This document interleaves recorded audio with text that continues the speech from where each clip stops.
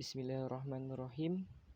Assalamualaikum warahmatullahi wabarakatuh. Alhamdulillah. Alhamdulillah Rabbil Alamin. Assalatu wassalamu ala asrafil anbiya'i wal mursalin Sayyidina wa nabiyina Muhammadin wa ala alihi wa sahbihi ajma'in. Amma ba'd. Perkenalkan, nama saya Muhammad Asikin. Saya bersama rekan-rekan saya dari kelompok 4 ingin menyampaikan materi dengan tema Pronouns Contenates. Disusun oleh Muhammad Asikin, Muhammad Abi Abdillah, Nur Azmi Ra'adin, Nur Azhara Adin, dan Nur Ain. Pronouns Contenates: Intensive pronouns, Demonstrative pronouns, Integrative pronouns, Relative pronouns. Kita masuk ke pembahasan yang pertama. Jadi yang pertama adalah pembahasan intensive pronoun atau kata ganti intensif.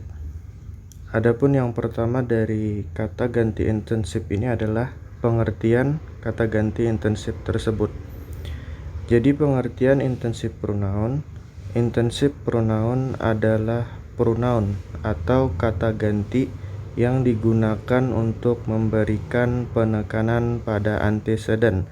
Jadi antecedent ini adalah kata yang mendahului kata ganti tersebut. Dan antecedent tersebut bisa berupa noun, kata benda, atau pronoun lain. Jadi antecedent tersebut bisa berupa kata ganti selain kata ganti intensif, yang mana intensif pronoun ini di suatu kalimat mengarah kepada antecedent tersebut. Adapun yang kedua atau yang selanjutnya dari intensif pronoun adalah pembagian intensif pronoun tersebut. Jadi intensif pronoun atau kata ganti yang fungsinya untuk menekankan itu terbagi dua. Yang pertama adalah yang tunggal atau singular, yang terdiri dari myself, yourself, herself, himself, dan itself. Adapun yang kedua yaitu jamak atau plural, itu terdiri dari yourself, ourself, dan themselves. Adapun yang selanjutnya adalah contoh kalimat intensif pronoun myself yang tunggal atau singular dengan antecedent atau kata yang mendahului myself itu adalah I dan artinya. Jadi contohnya adalah I, saya, myself, sendiri, promise, berjanji, not to corrupt, tidak akan mengkorupsi, the project, proyek tersebut.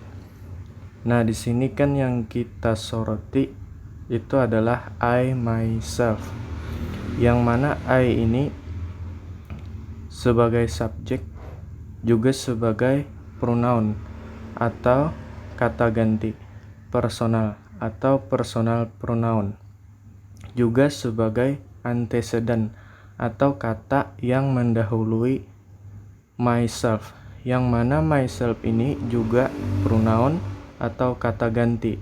Tetapi di sini myself fungsinya itu menekankan kepada kata yang sebelumnya atau mendahulunya, yaitu I. Adapun penguatan atau penekanan yang dilakukan oleh myself, intensive pronoun terhadap I, personal pronoun, itu bisa dilihat dari artinya. Jadi misalkan myself ini dibuang dari kalimat, maka yang tersisa adalah I promise, saya berjanji. Nah, itu kan seolah-olah tidak ada penekanan.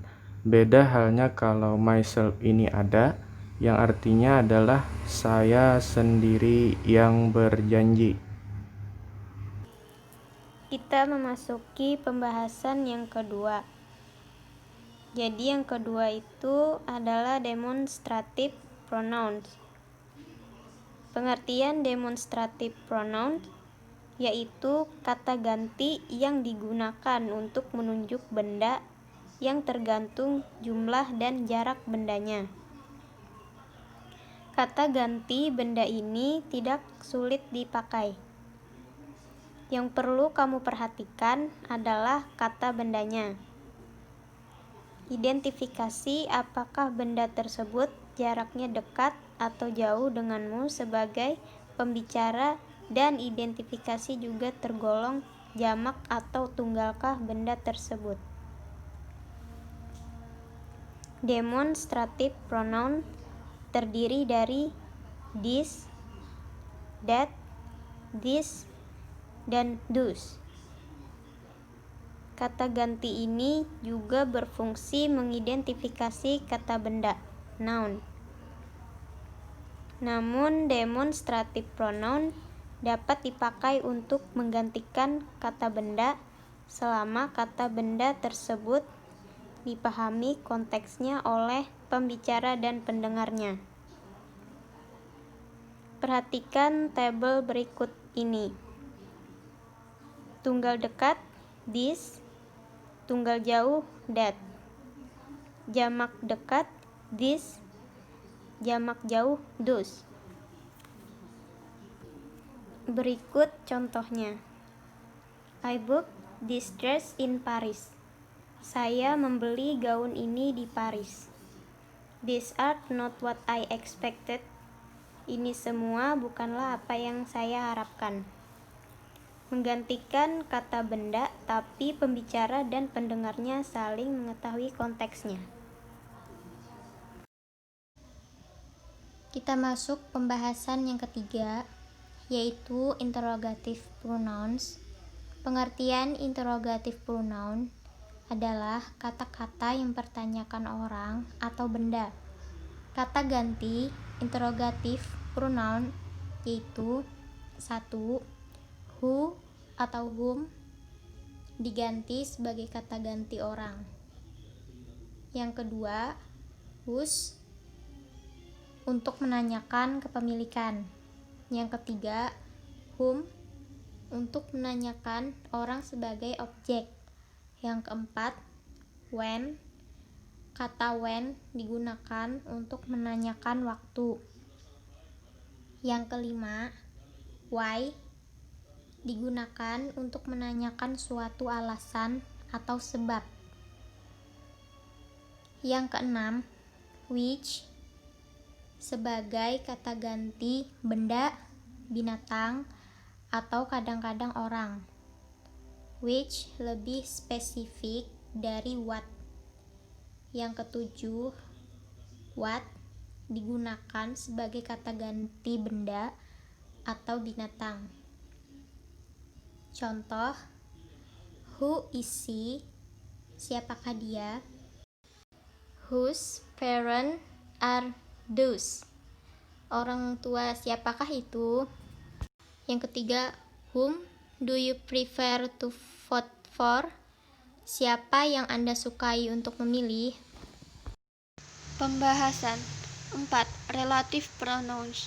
Pengertian relative pronouns adalah kata ganti untuk membentuk relative clause, subordinate clause yang menerangkan, menjelaskan, memberikan informasi lebih, dan mendeskripsikan noun pada main clause.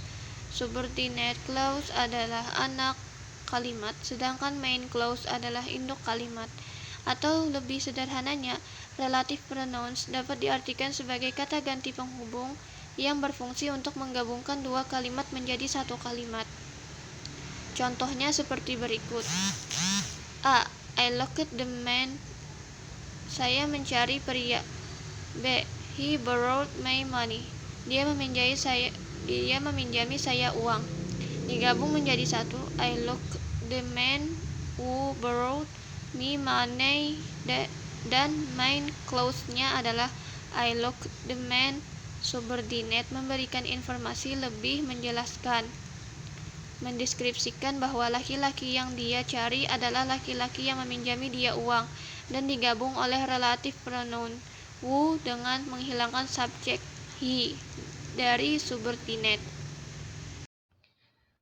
Sekiranya hanya itu yang bisa kami sampaikan di kesempatan kali ini. Salah dan khilaf mohon dimaafkan.